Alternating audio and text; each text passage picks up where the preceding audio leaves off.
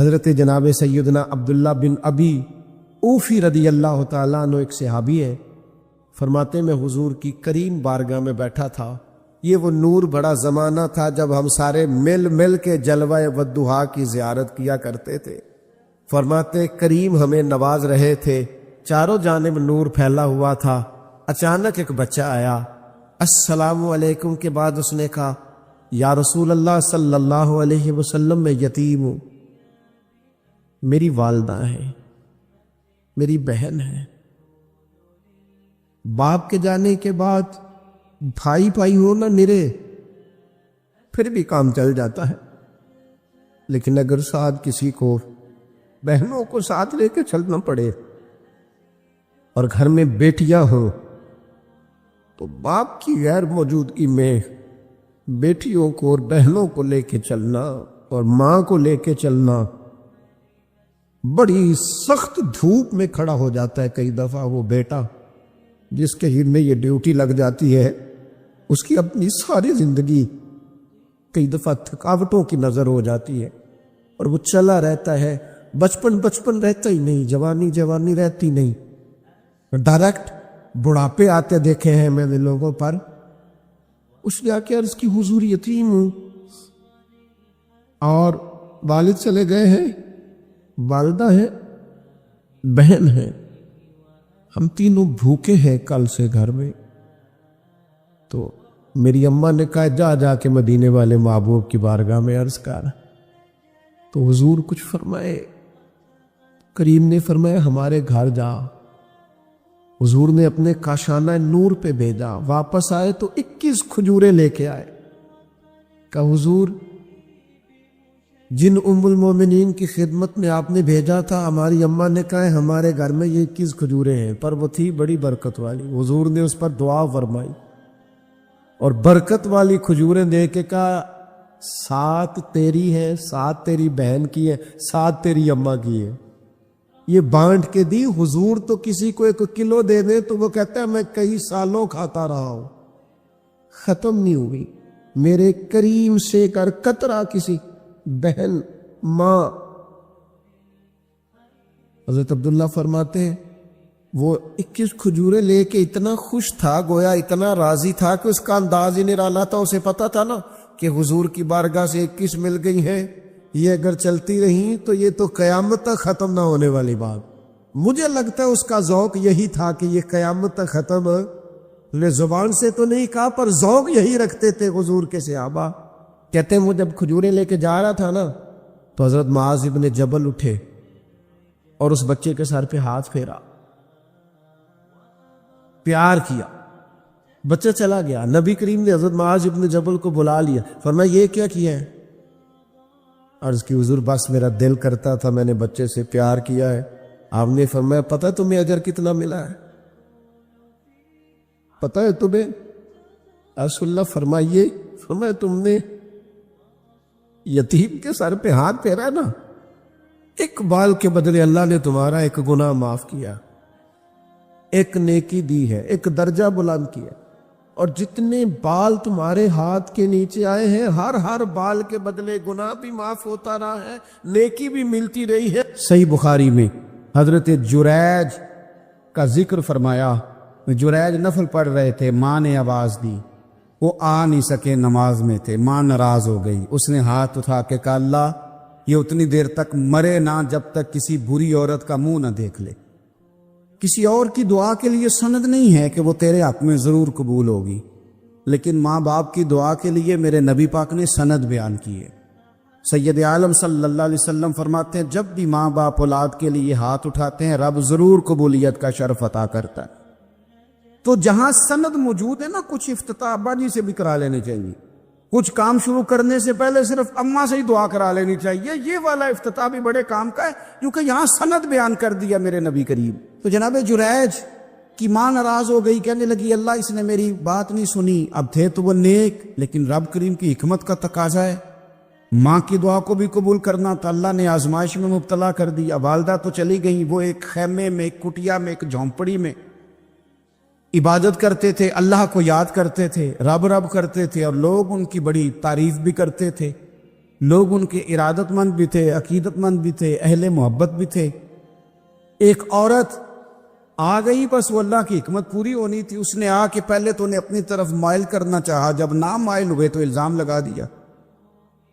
یہ ہمارے دور کا تقاضا ہے، لوگ پہلے آپ کو اپنے حق میں قائل کرتے ہیں، اپنی فرما برداری میں لانا چاہتے ہیں، اگر آپ نہیں آتے تو پھر وہ آپ کو مجرم قرار دے دیتے ہیں، یا میرے ساتھ چل ورنہ پھر میں تیرے خلاف پراپوگنڈا کروں گا۔ دو ہی باتیں، پہلے اس نے قائل کیا، جب جناب جنید قائل نہ ہوئے تو اس نے قریب ایک چرواہا تھا، اس چرواہے کے ساتھ جا کے منہ کالا کیا، مقررہ وقت پہ بچہ پیدا ہو گیا۔ لوگوں نے کہا کس کا ہے؟ کہنے لگی اس خانقاہ میں، اس حجرے میں عبادت کرنے والے کا ہے۔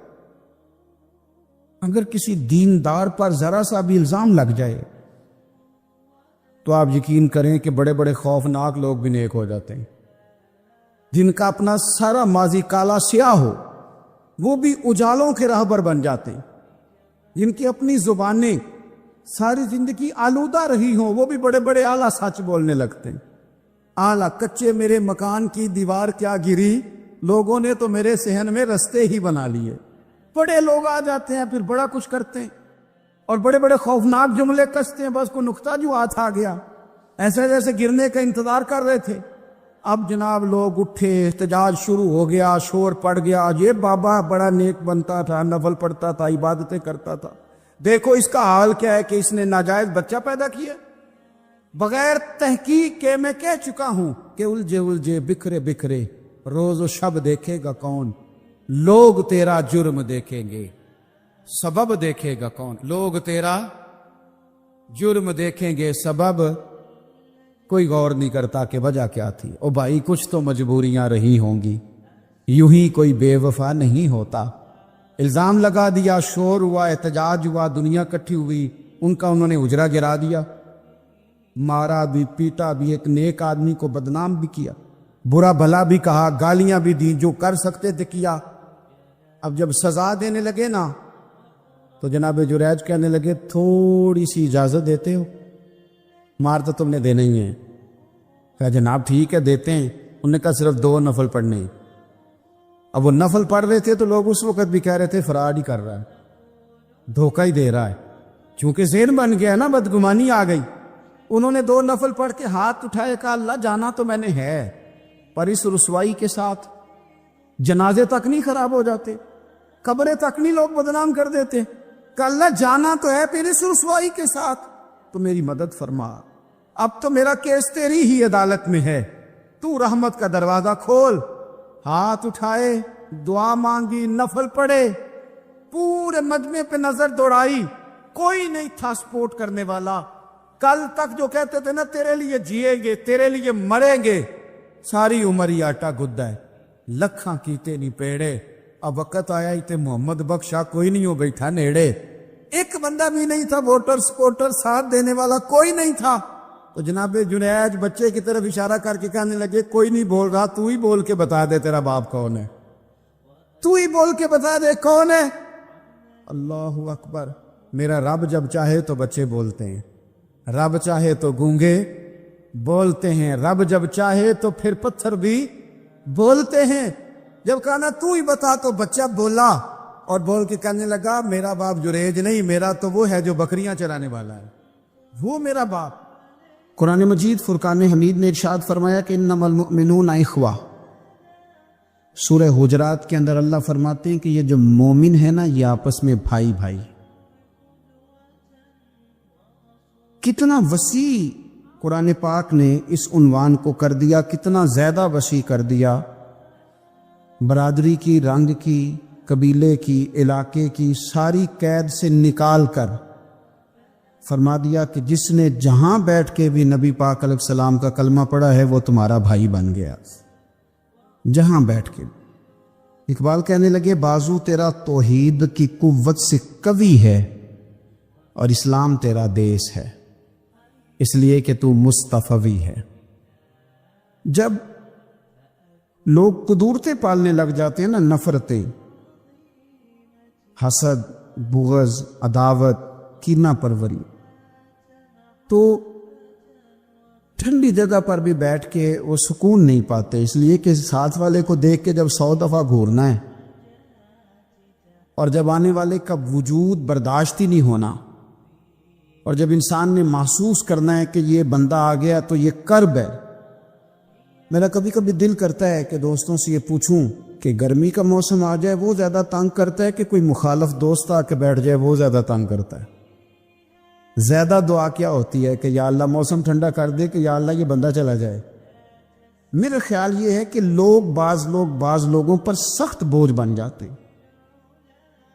تیزی سے فروغ ہوا ہے عداوت کا، نفرت کا، اور ہماری نفرتوں کی جو وجوہات ہیں ان میں بڑی وجہ یہ ہے کہ یہ بندہ میری طبیعت کا نہیں۔ مجھے صرف وہ بندہ درکار ہے جو میری مزاج کے مطابق چلے، ہاتھ باندھ کے میرے پیچھے چلے۔ رسول کریم صلی اللہ تعالی علیہ وسلم دوسروں کے مزاج کا لحاظ کرتے تھے، دوسروں کے مزاج کا پاس فرماتے تھے، خیال کرتے تھے نبی کریم صلی اللہ علیہ وسلم۔ عورت کے جذبات ہوتے ہیں، اس کا ایک اپنا زندگی میں اس کی کچھ خواہشات ہوتی ہیں۔ آپ کیا اس بات کو معمولی سمجھتے ہیں کہ نبی پاک صلی اللہ علیہ وسلم نماز کے لیے کھڑے ہوں رات کو تو حضور حضرت عائشہ صدیقہ سے فرمائیں کہ اگر تو کہے تو میں نماز پڑھ لوں، اس لیے کہ وقت تیرا ہے۔ میرے بھائی، کسی کے مزاج کا جب آپ تب بوجھ بننے کی کیا ضرورت ہے؟ آپ سمجھ لیں، مزاج کو سمجھ لیں اور کوشش کریں کہ فروغ محبت ہو، عداوت نہ ہو۔ یہ جو ہمارے پاس موقع آتے ہیں نا، عید کے اور حج کے، قربانی کے، رمضان کے، یہ سارے موقع دراصل اللہ نے دیے ہیں کہ آپس میں محبتیں تقسیم کرو۔ اور یاد رکھنا، محبتیں بانٹنے سے بڑھ جاتی ہیں، یہ تقسیم کرنے سے بڑھتی ہیں، یہ زیادہ ہوتی ہیں۔ ہم محبت نہیں بانٹتے، ہم مفادات کو دیکھتے ہیں، ہم مفادات کو دیکھتے ہیں۔ میں نے تو زندگی میں ان لوگوں کو بھی دیکھا ہے کہ کسی آستانے پہ، کسی ادارے میں، کسی مسجد میں، کسی تنظیم میں ان سے کوئی پیار زیادہ ہو گیا تو انہوں نے پھر اپنے وہ مفاد سامنے رکھ کے کسی اور کو وہاں داخل ہونے دیا، ورنہ انہوں نے کسی کو قریب نہیں پٹکنے دیا، کہیں ایسا نہ ہو جائے کہ وہ جو ہمارا نمبر ہے وہ پیچھے نہ چلا جائے۔ ہم لوگوں نے فروغ محبت نہیں کیا۔ دیکھو رسول کریم صلی اللہ تعالی علیہ وسلم نے حضرت انس بن مالک رضی اللہ تعالیٰ عنہ سے فرمایا، یہ بخاری مسلم کی حدیث ہے، صبح صبح سرکار کی ملاقات ہوئی تو نبی پاک صلی اللہ علیہ وسلم نے فرمایا، اور لفظ بڑے خوبصورت ہیں حدیث کے۔ حضرت انس کہتے ہیں میں قربان جاؤں، میں تو غلام تھا نا، لیکن حضور فرمانے لگے، یا بنیا، او میرے بیٹے، تجھ سے ایک بات نہ کروں؟ یا رسول اللہ حکم کریں۔ تو نبی پاک علیہ السلام فرمانے لگے، انس بیٹا، پتر، اس بات کو یاد رکھنا کہ جب تو سویرے سو کے اٹھے تو سب سے پہلے اپنے دل پہ نظر ڈالنا، دیکھنا تیرے دل میں کسی کا بغض تو نہیں، کسی کی عداوت تو نہیں، اور پھر قربان جائیں۔ نبی پاک صلی اللہ علیہ وسلم نے یہ نہیں فرمایا کہ تجھے اتنی جزا ملے گی، اتنا ثواب ملے گا، اتنا اجر ملے گا۔ کیا انداز ہے کریم محبوب کا، تیرے آگے ہیں یوں دبے لچے فصحا عرب کے بڑے بڑے، کوئی جانے منہ میں زبان نہیں بلکہ جسم میں جان نہیں۔ حضور فرمانے لگے، انس دیکھنا ذرا ترتیب جملوں کی، فرمایا انس صبح اٹھ کے اپنے دل پہ نظر ڈالنا، تیرے دل میں کسی مومن کا بغض تو نہیں۔ اور ثواب نہیں بیان کیا، بلکہ حضور فرمانے لگے، انس خیال کرنا، بغض تو نہیں۔ اور فرمایا، انس یہ خیال کرنا اور بغض نہ رکھنا یہ تیرے نبی کا طریقہ ہے۔ فرمایا یہ تیرے رسول کی سنت ہے، اس کا ذرا خیال رکھنا۔ گویا حضور نے فرمایا یہ میری وصیت ہے، میرے اس طریقے کو ذرا جاری۔ سویرے اٹھ کے موبائل پہ نظر ڈالنا ضروری نہیں، کھاتا دیکھنا ضروری نہیں، سویرے اٹھ کے کوئی روک ڈالنے کے نئے نئے طریقے اور مال کمانے کے نئے نئے طریقے سوچنا، یہ تو مردہ کر دیتا ہے دل کو۔ سویرے اٹھ اور سب سے پہلے دل پہ نظر ڈال۔ اگر تیرا دل بغض سے پاک ہے تو پھر انشاءاللہ تعالیٰ پیسے اگر آج تھوڑے بھی کمائے گے تو نیند رات کو انشاءاللہ سکون کی اللہ عطا فرمائے۔ لیکن اگر اندر حسد کا، بغض کا، نفاق کا دھندا چل رہا ہے، دھندا، کیا خوبصورت بات کرتے ہیں اللہ کے بندے۔ حضرت سلطان بہو رحمت اللہ تعالیٰ علیہ فرمانے لگے، اور دل کالے نالو منہ کالا چنگا، جے کوئی رمز پچھانے دل کالے نالو منہ کالا چنگا جے کوئی رمز پچھان. چھوڑ, منہ کالا ہو جائے تو کام چل جاتا ہے, لیکن دل کالا ہو جائے تو تباہی اتر جاتا. دل نہ تیرا سیاہ کالا ہو, مہربانی کر. اتنی لڑائی کسی کے ساتھ نہیں جتنی تکلیفیں ابو جہل اور اس کی اولاد نے میرے رسول کو پہنچائی. لیکن میرے رسول کریم صلی اللہ علیہ وسلم سے او سون یار سون, چھوڑ تو سسر کی بات, تو چھوڑ ساس کی بات, تو چھوڑ بھائی کی بات, تو چھوڑ پڑوسی کی بات, چھوڑ تو مالک کی بات. اکرمہ بن ابو جہل دوڑ گیا تھا, ابو جہل کا بیٹا, وہ اپنے باپ سے زیادہ دشمنی دوڑ گیا. اور وہ کہنے لگے لوگ مکے والے کہ اگر اکرمہ ہاتھ لگ گیا تو عمر فاروق اس کے ٹکڑے ٹکڑے کریں گے, علی لٹکا دیں گے اس سے, یہ بڑا کافر ہے, بڑا ظالم ہے. اکرمہ کی بیوی آ کے مدینے والے رسول کے قدموں میں بیٹھ گئی, رو کے کہنے لگی سونیا چھوٹے چھوٹے بچے ہیں, تکلیف اس نے بڑی دی ہے, حضور اس نے اور اس کے باپ نے ستایا بڑا ہے, یا رسول اللہ کو مہربانی ہو جائے. تو نبی پاک نے سر سے پگڑی اتار کے دی, فرمایا جا اسے جا کے نشانی دینا کہ رسول نے تجھے معاف کر دیا. تو کون سے اتنے بڑی عداوتیں لیے بیٹھا ہے؟ اور میں بڑی دفعہ کہہ چکا ہوں, بڑی دفعہ, کہ نبی پاک کی شہزادی کا قاتل حضرت زینب بڑی بیٹی, اس نے نیزہ مارا تھا گھوڑے کو اور وہ گھوڑے سے گر گئی تھی, وہ آ گیا فتح مکہ کے بیٹی کا قاتل, اور اس نے اپنے چہرے پہ نقاب اوڑھ کے نا تو نبی پاک کے سامنے آیا, کہنے لگا بہت بڑا دشمن بھی آئے تو معاف کر دیتے ہو.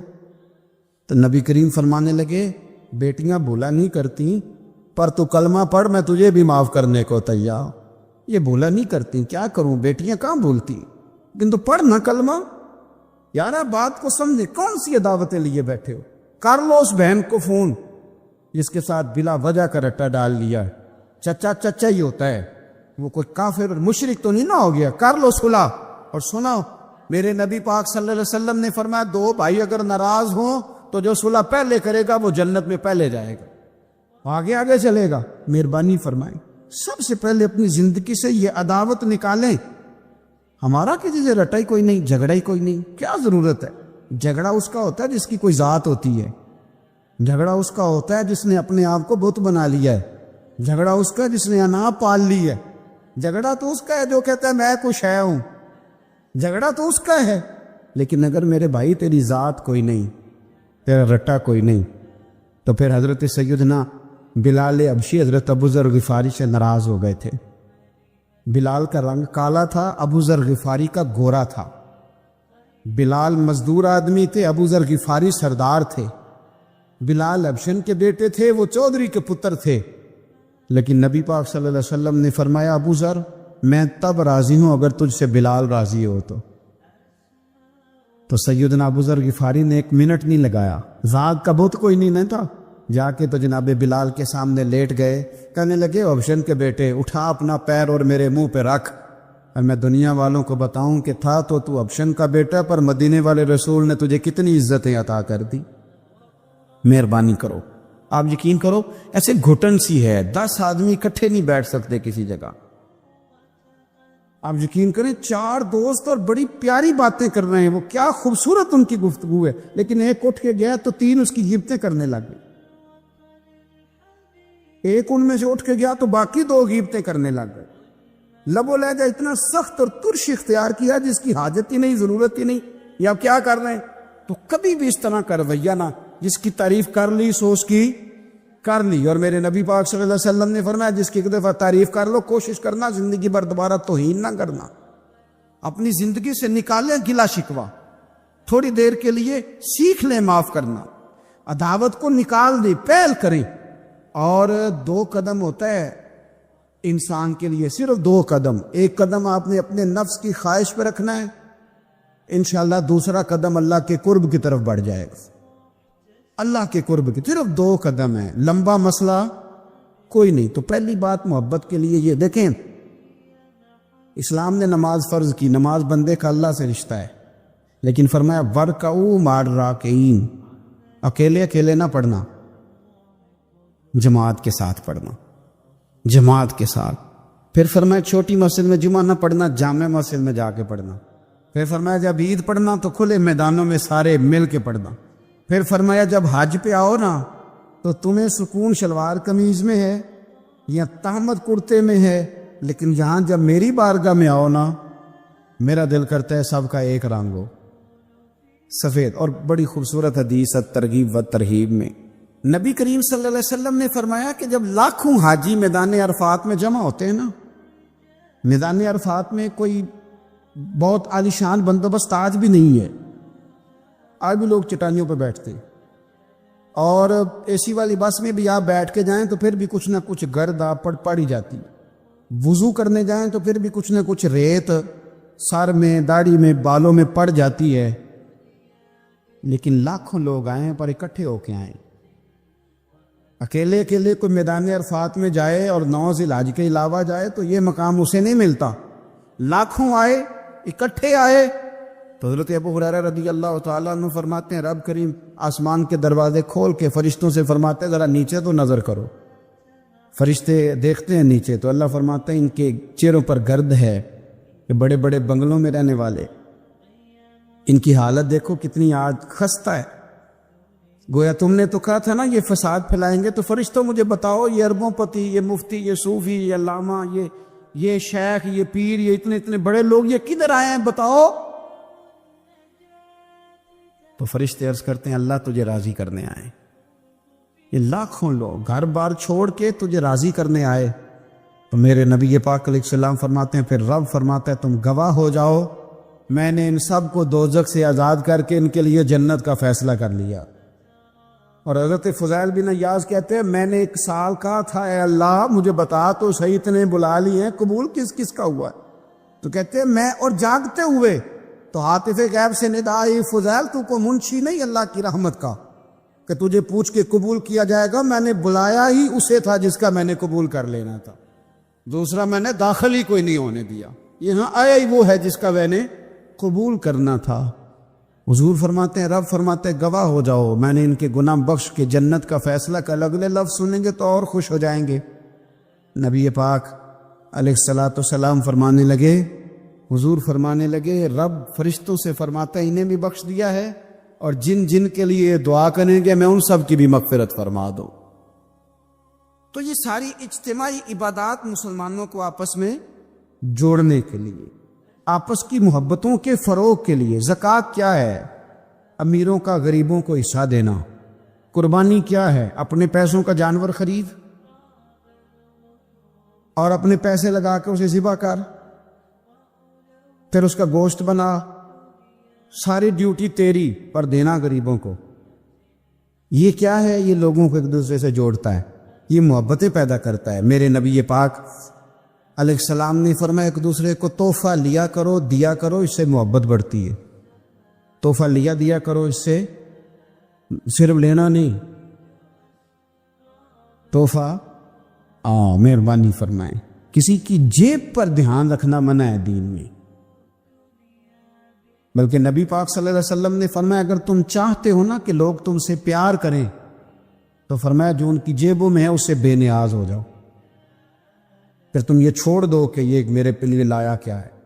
اگر تم لوگوں کی جیبوں پر توجہ کرو گے تو پھر وہ لوگ تم سے کبھی محبت نہیں کریں گے. لیکن ایک شریعت نے جو اینگل دی تحفے طائف کی، اس کا جو انداز ہے اس پر ذرا غور کریں. حضرت جابر بن عبداللہ رضی اللہ تعالیٰ عنہ فرمانے لگے کہ میری اماں نے نا حریرہ بنایا. عرب شریف میں کھانا بنتا تھا حریرہ. میرے والد گرامی نے میری ماں سے سفارش کی، ان کے والد حضرت عبداللہ ابن عمر یہ میدان احد کے پہلے شہید ہیں، اور نبی کریم صلی اللہ علیہ وسلم نے فرمایا تھا جو جو شہید ہوا رب نے اس پر پردے ڈال کے بات کی، لیکن جابر جب تیرے والد گئے ہیں تو رب نے بے پردہ گفتگو فرمائی ہے. اتنا بڑا آدمی حضرت عبداللہ ابن عمر رضی اللہ تعالیٰ. تو انہوں نے نا اپنی بیوی سے کہا کہ اچھا سا حریرہ بناؤ، میں نے سرکار کی بارگاہ میں پیش کرنا ہے. تو کہتے ہیں بڑا پیارا، میری ماں نے نا بڑی خوشبو اس میں سے آ رہی تھی، وہ تیار کر کے اور بڑے برتن میں ڈال کے اوپر سے ڈھک کے مجھے دیا. جب میں نبی کریم صلی اللہ علیہ وسلم کی بارگاہ عالی مرتبت میں پہنچا تو اس کی خوشبو تو دور سے آ رہی تھی، اور ویسے بھی اللہ تعالیٰ نے غیب کی کنجیاں حضور کو عطا فرمائی. لیکن نبی کریم صلی اللہ علیہ وسلم پھر بھی فرمانے لگے تیرے باپ نے گوشت پکا کے بھیجا میرے لیے، اندر حریرہ ہے اور خوشبو آ رہی ہے۔ حضور فرمانے لگے تیرے والد نے کیا گوشت بنا کے بھیجا؟ اللہ کرے آپ کو سمجھ آئے میری بات۔ سرکار کسی سے کسی چیز کا مطالبہ کریں تو یہ اس کے نصیب ہے، یہ تو وہ قبول ہو گیا۔ چونکہ نبی کریم کی تو بیٹی سیدہ فاطمہ کے گھر اگر شام کو کھانا نہ پکے تو رب جنت سے بھیج دیتا ہے، تو سرکار کو تو محتاجی نہیں کسی کی۔ لیکن حضور صلی اللہ علیہ وسلم، آپ بات کو سمجھیے گا میں کیا عرض کر رہا ہوں، اس اشارے کو سمجھے جس کو صحابہ سمجھے۔ نبی پاک صلی اللہ تعالی علیہ وسلم نے فرمایا تیرے ابا نے گوشت پکا کے بھیجا ہے؟ تو کہتے میں نے پلیٹ اٹھا کے عرض کی حضور نے یہ حریرہ ہے، تو سرکار نے وہ نکال لیا۔ کہتے ہیں حضرت جابر ابن عبداللہ کہ میں چونکہ پختہ عمر کا نہیں تھا، میں واپس گیا، میں نے جا کے عرض کی کہ ابا جی نبی پاک صلی اللہ علیہ وسلم کو تو پتہ تھا حریرہ ہے اور اس کی خوشبو بھی آ رہی، پھر حضور نے یہ کیوں فرمایا، یہ کیوں فرمایا کہ گوشت ہے اندر؟ قربان جائیں، جب عشق سکھاتا ہے آداب خود آگاہی، اقبال کہتے ہیں جب عشق سکھاتا ہے آداب خود آگاہی، آداب خود آگاہی، تو کہتے ہیں کھلتے ہیں غلاموں پر اسرار شہنشاہی، عطار ہو، رومی ہو، رازی ہو، غزالی ہو، کچھ ہاتھ نہیں آتا بے آہ و سحر گاہی۔ کچھ لوگ اصل بات نہیں نہ کرتے، پتہ انہیں چل جاتا ہے۔ تو مرحوم اعظم چشتی نے کہا تھا نہ علماں وچ پھسا سانو تو یار دی گل سنا سانی، تو چکر میں ڈال رہے ہمیں، نہ علماں وچ پھسا سانو تو یار دی گل سنا سانو، اوتے علم دا سکہ نہیں چلدا جتے عشق ہوراں دا ڈیرا ہے، تے جڑے عشق تیرے نے چور کیتے انہاں دل دنیا تو دور کیتے، تیرے عشق نے پھر مجبور کیتے انہاں نو بھول گیا تیرا میرا ہے۔ کہا گھر جا کے میں نے عرض کی، میں نے کہا ابا جی حضور کو تو پتہ تھا حریرہ ہے، تو سرکار نے یہ کیوں فرمایا کہ گوشت لائے ہو؟ تو کہتے ہیں میرے ابا کی آنکھوں میں آنسو آ گئے۔ آپ سمجھے نا، جب عشق سکھاتا ہے آداب خود آگاہی، رو پڑے اور فرمانے لگے تو خوش قسمت نہیں کہ حضور نے تجھ سے پوچھا ہے کہ تیرے باپ نے گوشت بھیجا، فرمایا جلدی کر ایک بکری پکڑ کے لا۔ کہتے میں باڑے سے بکری پکڑ کے لایا، میرے ابا نے اسے بنایا اور بڑے پریم سے گوشت بنایا اور میری ماں نے پکایا اور پھر برتن میں ڈالا۔ کہتے ہیں غروب آفتاب ہونے والا تھا جب میں وہ کھانا لے کے گوشت لے کے در رسول پہ پہنچا، اور جا کے جب میں نے پیش کیا تو حضور نے نہیں پوچھا کیا لائے ہو، اب نہیں پوچھا۔ جب عشق سکھاتا ہے آداب خود آگاہی، پھر کھلتے ہیں غلاموں پر اسرار شہن، اب نہیں پوچھا کیا لائے ہو، بلکہ کہتے میں نے جا کے رکھ دیا۔ تو سرکار فرمانے لگے اللہ تجھے، تیری ماں کو، تیرے باپ کو میری طرف سے بھی بہترین جزا عطا کرے اور سارے نبیوں کی طرف سے بہترین جزا عطا پر۔ بات کو سمجھیں، یہ جو تحائف ہوتے ہیں، لیکن نا پہلا حق سب سے پہلے غریبوں کو دینا ہے، اور جب آپ سمجھ لیں کہ میں اپنے محلے میں غرباء کو تقسیم کر چکا تو پھر آپ نے یہ تحفہ بانٹنا ہے، پھر عید پہ تحفے دینے ہیں۔ نبی پاک صلی اللہ علیہ وسلم اپنے کسی صحابی کی شادی ہوتی تو اپنے دستے مبارک سے کھجوریں بانٹا کرتے، کھجوریں اپنے دستے مبارک سے بانٹا کرتے۔ تحفے سے محبت بڑھتی ہے، اس سے پیار بڑھتا ہے، تو تحائف کا تبادلہ کریں، لیکن میں کہہ چکا ہوں کہ صرف لینے کا مزاج نہ بنائیں، یہ دو طرفہ معاملہ ہے، اس پر آپ غور کریں۔ پھر اگر آپ چاہتے ہیں کہ آپ محبت میں مزید فروغ ہو تو زندگی میں عاجزی پیدا کریں۔ کنز المال میں حدیث ہے، ایک مختصر جملہ ہے حدیث کا، پر اسے یاد رکھنا۔ نبی پاک صلی اللہ علیہ وسلم نے فرمایا ہر چیز کا کوئی پھل ہوتا ہے، آپ کوئی کام بھی کرتے ہیں تو اس کا کوئی رزلٹ نکلتا ہے، پھل ہوتا ہے۔ تو نبی پاک علیہ السلام نے فرمایا یہ جو عاجزی ہے نا، اس کا پھل محبت ہے، تم اگر عاجزی کرو گے تو پھر اس کا پھل محبت ہے، جھک جائیں، جھکنے سے رشتے مضبوط ہوتے ہیں۔ کبھی سسر کو بھی معذرت کرنی پڑے تو یہ کوئی مشکل کام نہیں، غلطی ساس سے بھی ہو ہی جاتی ہے، ڈٹ نہ جائیں، آڑ نہ جائیں۔ کیا نبی کریم صلی اللہ علیہ وسلم اپنے صحابہ سے معذرت نہیں کرتے تھے؟ کوئی تصور کر سکتا ہے کہ سرکار غلطی کریں گے؟ نبی پاک کے لیے جو گناہ کا گمان کرے وہ گمراہ ہے، لیکن صحابی صفے سیدھی کراتے، ان کے پیٹ میں نبی پاک کا تیر لگ گیا تو حضور نے فرمایا نہیں مجھے اللہ کی رضا کے لیے معاف کر دے، وقت وصال حضور نے اعلان نہیں فرمایا کہ مجھ سے کوئی کسی شخص کو تکلیف پہنچی ہو تو بدلہ لے لے؟ تو کیا ابا جی غلطی کر ہی نہیں سکتے؟ کیا حضرت صاحب سے غلطی ہوتی نہیں؟ استاد صاحب اب معصوم ہو گئے؟ تو نیچے اترے تھوڑا سا، اگر آپ نے رشتے بچانے ہیں تو نیچے اترے، ورنہ یاد رکھ لیں زندگی میں تنہا رہ جائیں گے۔ جسے جھکنا نہیں آتا اس کا کوئی رشتہ قائم نہیں رہتا۔ میاں صاحب فرمایا کرتے تھے، نیویں نال تے نبھ جاندی ہے جے کر دلوں نبھائیے، اچیاں نال نہ نبے محمد جے کسرا نہ کھائیے۔ اگر تجھے عادت ہے تھوڑی سی، تھوڑا سا تو کسر کھا لیتا ہے تو پھر تیری نبھ جائے گی۔ اگر تو کہتا ہے نا ماں بدولت، تو یہ سوال ہی نہیں۔ اور ایک جگہ اور کہا، فرمانے لگے اچا نام رکھایا جس نے او چولہے وچ سڑیا، اچا نام رکھایا جس نے او چولہے وچ سڑیا، اور نیواں ہو کے لنگ محمد لنگ جاویں گاڑیا۔ نیواں ہو کے لنگ محمد، پھر تو آج ہم نے رشتے گوا لیے لیکن ہم بارڈر پہ بیٹھے رہے، سلنڈر کرنا نہیں سیکھا۔ چپ کر کے سلنڈر کر دیں۔ آپ یقین کریں جو سلنڈر کرنے کا مزہ ہے نا، وہ کسی اور چیز کا نہیں۔ اپنی زندگی کے اندر حق پہ کھڑے ہونا اور بات ہے، لیکن ہم تو ذات کے لیے کھڑے ہیں۔ اگر آپ تھوڑا سا اس پر توجہ کریں گے، عاجزی اختیار کریں گے، تو آپ دیکھیں گے کہ محبتوں کو فروغ ہوگا۔ ایک تو درگزر کریں، تحفے کا لین دین کریں، عاجزی اختیار کریں، دل سے کدورت کو دور کریں، اپنے ان رشتہ داروں کو جو آپ سے ناراض ہیں ان کو فون کریں، اور کوشش کریں کہ جن جن کی غیبتیں کر چکے ہیں دوبارہ نہ کرنے کا عہد کریں۔ کوشش کریں کہ یہ جو بہت زیادہ لوگوں کے بارے میں بلا وجہ ہم نے سوچ لیا نا، یہ بھی میرا مخالف ہے، یہ بھی میرا مخالف ہے، یہ بھی، ان چیزوں کو بلا وجہ نکال دیں۔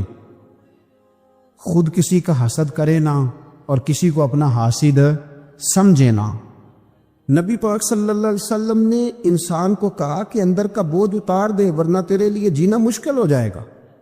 یہ اتار دے اندر کے سارے بوجھ، یہ جھوٹ کا بوجھ، یہ عداوت کا بوجھ، یہ حسد کا بوجھ۔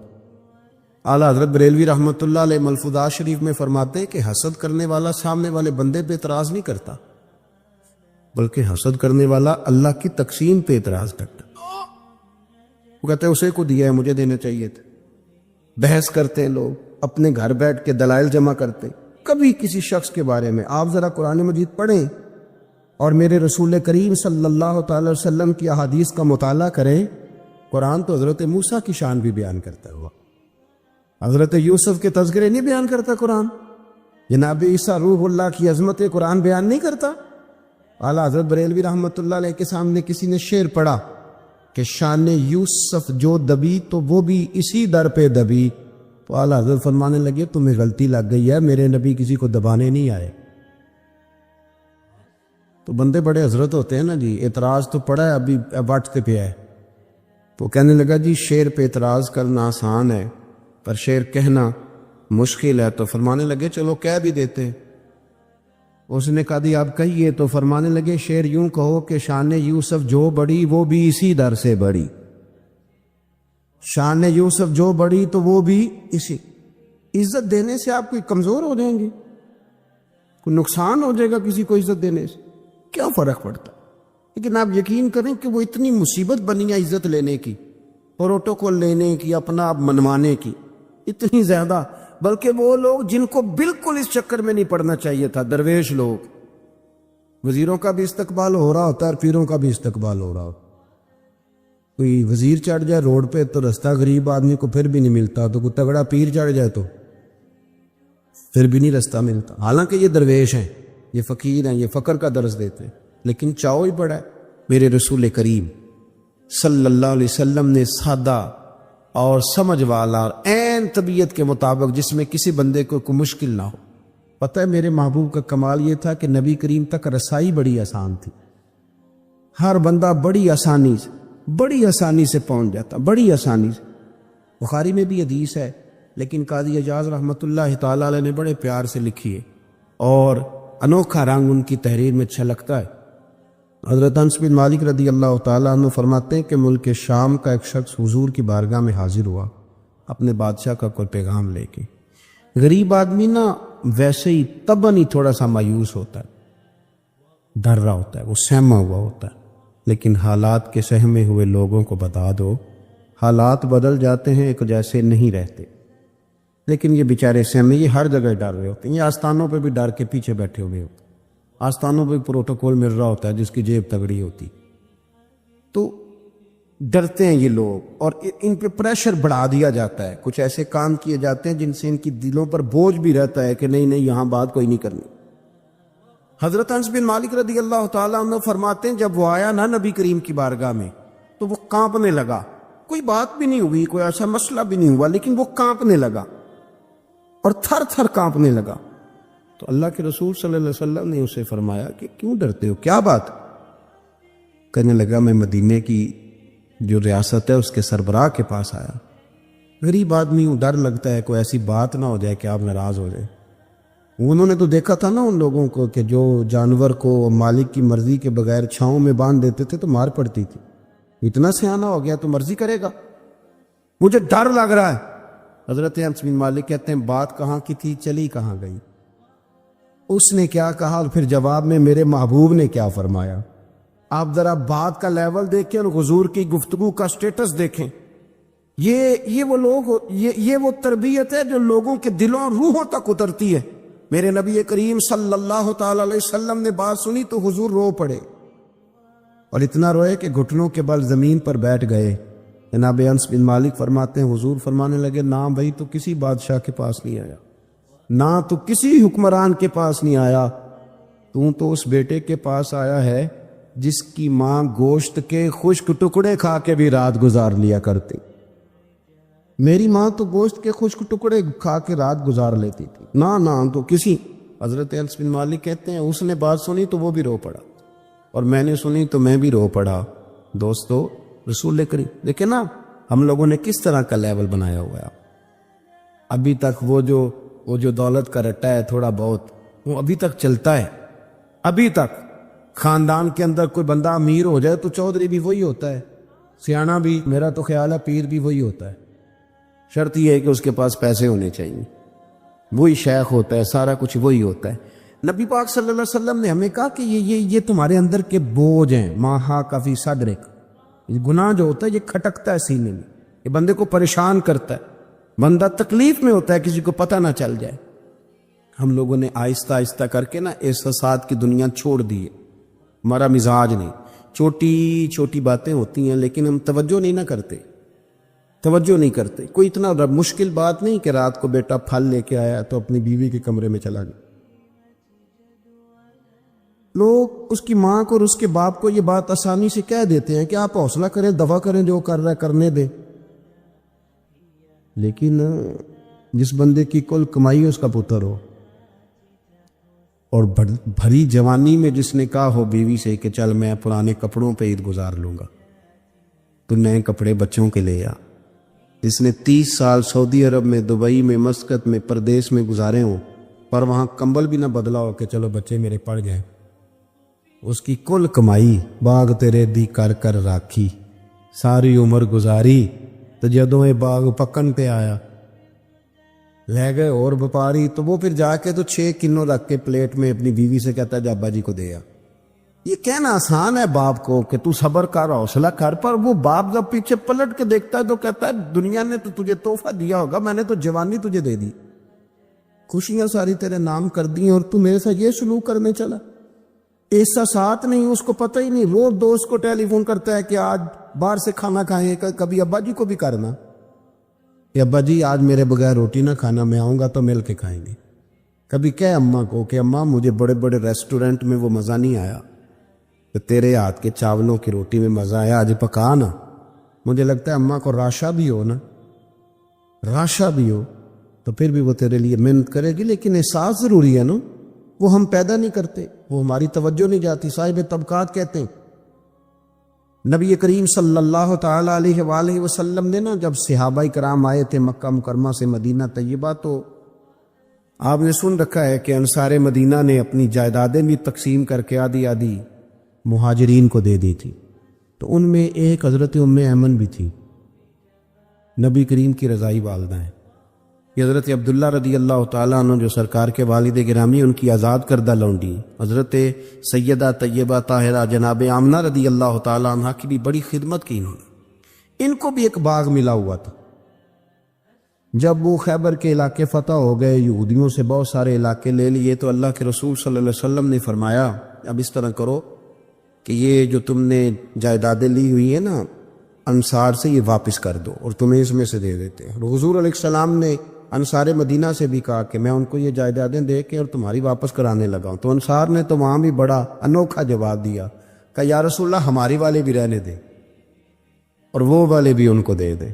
وَيُقْصِرُونَ عَلَىٰ أَنفُسِهِمْ وَلَوْ كَانَ بِهِمْ خَصَاصَةٌ، یہ بھی ان کو ان کے پاس رہنے دیں. محبوب نے فرمایا نہیں، میرا فیصلہ یہی ہے. حضرت ام ایمن رضی اللہ تعالیٰ عنہ کے حصے میں ایک باغ آیا ہوا تھا، تو محبوب کریم سید عالم صلی اللہ علیہ وسلم نے کہا اماں جی آپ کو کوئی اور باغ دے دیتے ہیں، یہ والا باغ واپس کر دیں. سیدھی سادی بیوی تھی، ناز تھا کہ میں نے حضور کی خدمت کی ہے بچپن میں، ناز تھا. کہنے لگی میں تو نہیں واپس کرتی، یہ ناز ہے، ورنہ حضور کو کوئی انکار کر سکتا؟ میں تو نہیں واپس کرتی. حضرت عائشہ صدیقہ رضی اللہ تعالیٰ عنہ فرمانے لگی اماں جی یہ آپ کیا کہہ رہی ہیں؟ حضور فرمانے لگے عائشہ آپ خاموش ہو جائے، یہ بڑھاپا ہے، اس کے احساسات ہیں، اس کے جذبات ہیں. آپ یقین کریں کئی دفعہ بوڑھے بیچارے نا درد سے بات نہیں بتاتے کسی کو، وہ کہتے ہیں کیا کرے، کپڑا اٹھائیں تاکہ پیٹ ننگا ہو جائے، کیسے بات کریں. نبی کریم سید عالم علیہ الصلوۃ والسلام اماں جی کے قریب گئے، کہا اماں جی میرے ساتھ چلو ایک دفعہ باغ دیکھ تو لو. حضور ساتھ لے کے گئے، ایک باغ دکھایا تو کہنے لگی نہیں نہیں میں نے نہیں لینا، یہ مجھے میرے والا ٹھیک. حضور نے پھر دوسرا دکھایا، کہنے لگی یہ بھی نہیں مجھے پسند. محبوب نے تیسرا دکھایا تو کہنے لگی یہ تو میرے والے باغ سے بھی پیارا ہے، یہ میں لے لوں گی. جب وہ مسکرائیں تو حضرت عائشہ کہتی ہے میں نے حضور کی آنکھوں میں آنسو دیکھے، فرمایا الحمدللہ اس کا دل نا راضی ہو گیا ہے.